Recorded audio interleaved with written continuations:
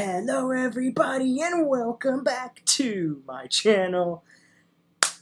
Boys and girls, ladies and gentlemen, Linkin Park has blessed us with yet another new music video off of for one of their songs off their up and coming new album, and this one is called Over Each Other. So I mean, I'm not even complaining at this point. I mean, after the 10-year hiatus, I am all for all this new music coming our way.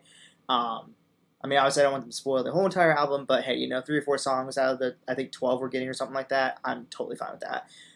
So I'm very excited, especially with the fact that I absolutely loved Heavy as the Crown, bringing back the very strong old school vibes of Linkin Park that I knew and loved, especially, of course, Emily's 17-second scream, which was just so cool. So I cannot wait to see what this one's going to be all about. So let's not waste more time and start straight in. Here we go!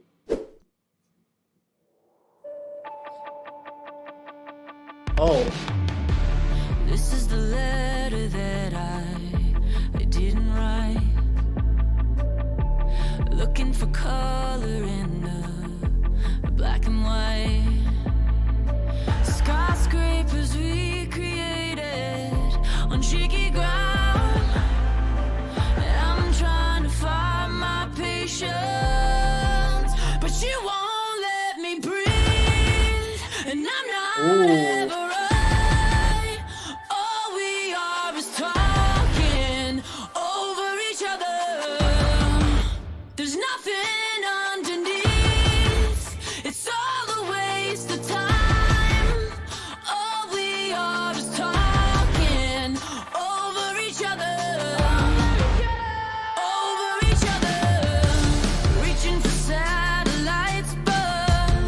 Okay, so just right off the bat, it looks like we're kind of seeing the aftermath of what happened in the beginning here, and now we're kind of backtracking through to, you can see it's Emily here with this, I'm guessing, lovely Asian lady with her here, and they are, I guess, it looks like they're kind of like friends and stuff, and something tragic is going to happen here as we see the story come along. However, I'm trying to understand here. See, when I heard Over Each Other, I was thinking, like, oh, it's going to be, like, kind of some song about, like, being over, somebody or something, most likely somebody is what I think my brain was going towards. But she's saying talking over each other. So I'm trying to figure out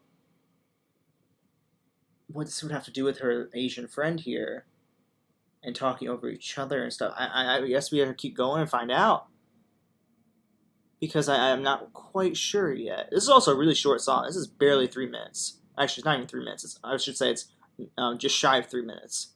So I'm surprised it's such a short song. So it's very interesting. Not very Linkin Park-like. That's okay. We're in the era of shorter songs now, because everybody's attention span's been screwed up by shorter videos like TikTok and YouTube Shorts. But we won't get into that. That's a whole nother story. Still, whatever.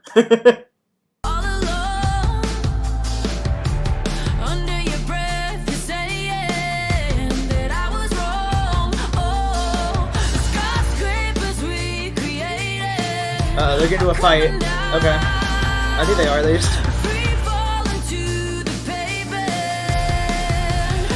Yeah, it looks like they got into a fight here. Okay.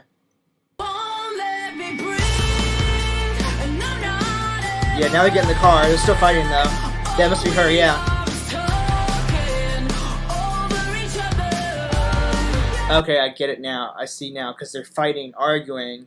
So, it's like she's taking it to this idea of almost like it could really be like really anybody. I feel like it could be like it's whether it's your lover or husband, I don't know why I said lover when it could be husband also, or wife. But anyways, it could be your husband, wife, or it could be your best friend. It could be a friend in general. It's this idea of like who see this where it's like you fight and get into a huge argument, and then the person's basically on their deathbed, and now you're like, oh my god, the last thing we ever had together was a fight. And that's why she's saying talking over each other. We're just fighting. We're talking over each other, not even hearing each other's sides.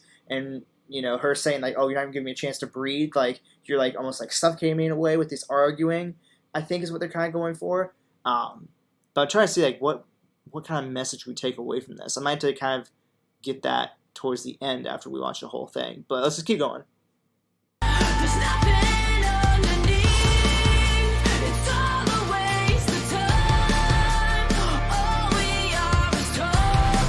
Oh, they're in Korea. Okay. Hell yeah.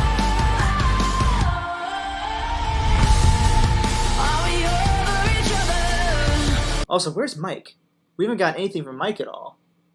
This is very surprising. Very much a different side of them. I almost thought Mike was always involved in Linkin Park songs, but maybe not. I don't know.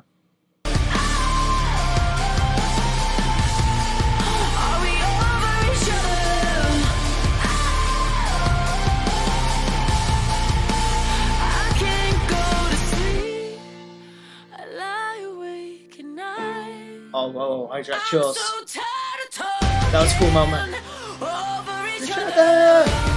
I love this one actually a lot. Yeah. I think she's saying I want to see your side. Is that I want to see your side or I want to hear your side. So see, it's going back to the idea of when you're just fighting and arguing and going back and forth, nobody's really taking the time to hear, whose side is what, So it's like, instead of, sitting down, being rational and saying, okay, this is your side of the story, this is my side of the story, let's come together and get to a final conclusion here of like, okay, who's at fault? Are we both at fault? Or is it your fault? Forgiving and going and moving on. And unfortunately, this is a whole entire not really over like drastic, idea, because this does happen.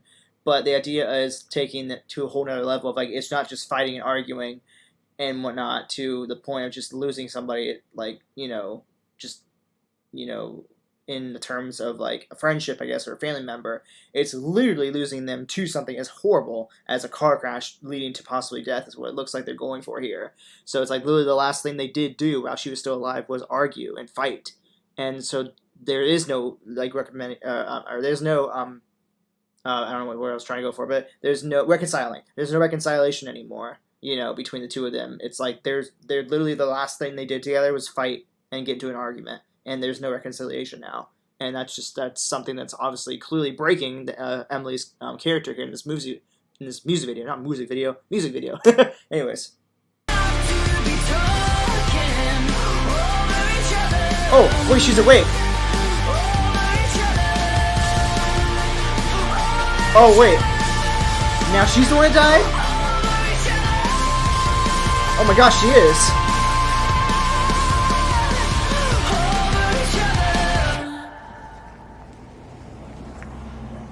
Oh.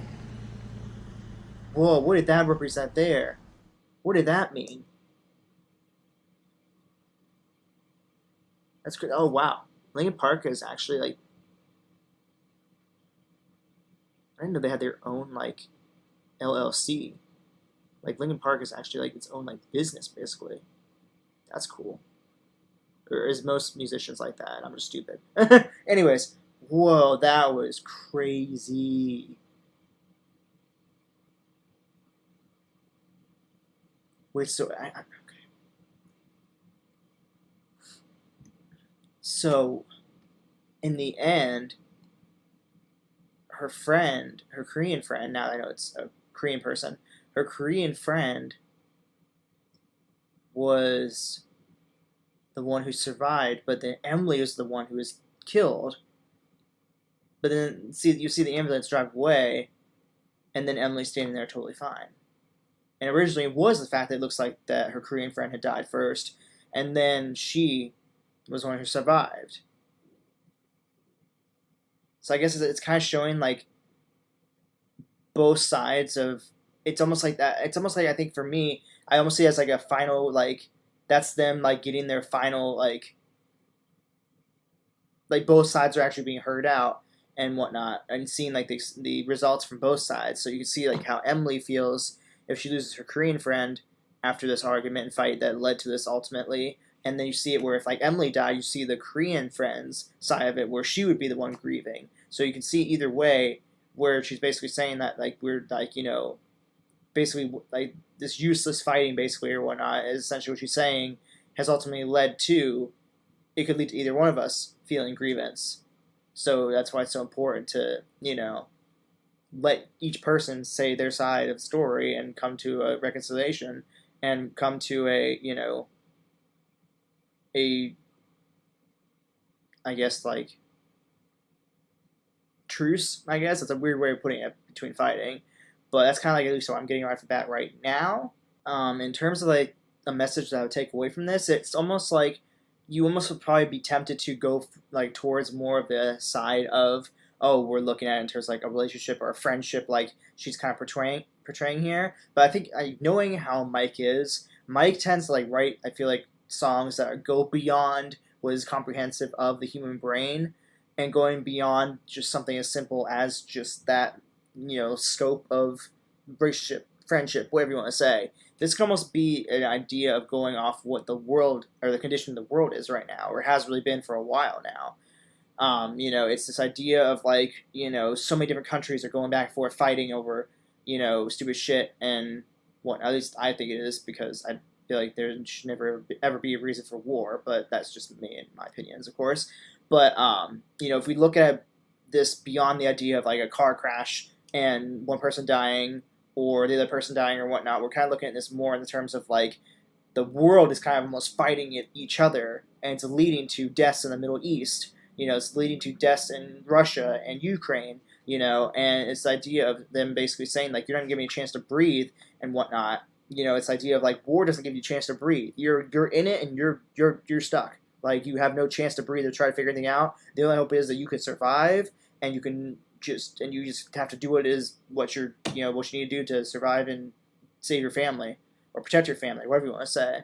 So I feel like in a way, that's kind of like, I think, like going beyond what we see in just the music video and taking it to a whole new level of what Mike might be trying to tell us, is like, hey, we have all this useless fighting going on in the world right now, in the Middle East, Russia and Ukraine, tensions with China, tensions with North Korea, and it's all just useless and stupid, and it's just going to lead to all these terrible deaths that we don't need, and I think the overall idea here is like, yes, you should keep that in mind also when it comes to your relationships and your friendships. But I think the overall spectrum was he was going for a worldwide, idea of like what the world's condition is right now.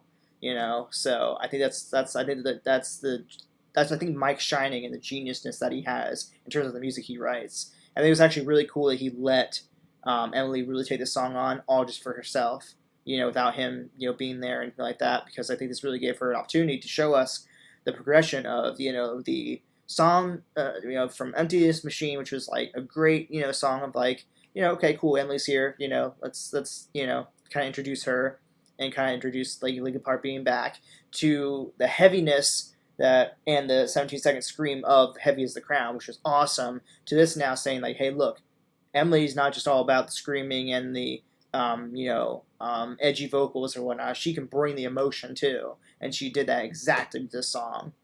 And I mean, honestly, I'm really loving the direction of this album, and I feel like I'm gonna be able to really fully support this and really get on board with it big time. And I really hope everybody else does, old fans, new fans alike, But anyways, guys, if you all enjoyed this video, go ahead, drop a like, subscribe to the channel if you haven't already, and I'll go ahead and drop my Linkin Park reactions playlist for you guys over here, so you can check out my reactions to Emptiness Machine, and Heavy as the Crown. And, of course, more than anything, guys, thank you all so much for watching. I will see you all in the next video. Alright, guys, bye!